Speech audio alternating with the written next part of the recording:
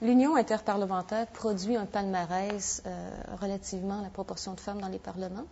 Et ce palmarès semble démontrer que les parlements où il y a le plus de femmes sont ceux qui utilisent le mode de scrutin de liste. Et les parlements où il y a le moins de femmes, là, on a des scrutins de liste et des scrutins uninominaux, les deux. Le mode de scrutin est une variable importante de la proportion de femmes dans les parlements, mais il y a aussi d'autres variables comme les partis politiques, ou la volonté des partis politiques d'élire des femmes, et la mobilisation du mouvement des femmes dans les partis et à l'extérieur des partis.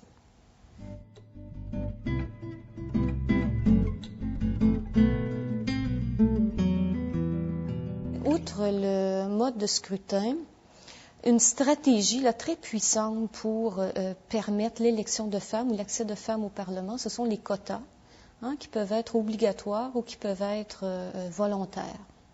Il y a au moins 4 pays là, qui ont imposé des quotas via la loi. La Belgique, le Costa Rica, l'Argentine et le Rwanda récemment. Il me semble que la principale leçon que l'on peut tirer des quotas, c'est que la féminisation des parlements ne peut pas faire l'économie de la volonté réelle des partis politiques d'ouvrir leurs portes aux femmes. En fait, le mode de scrutin et les partis politiques fonctionnent en tandem.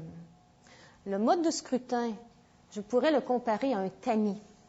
Les partis politiques déterminent les ingrédients qui vont passer dans le tamis.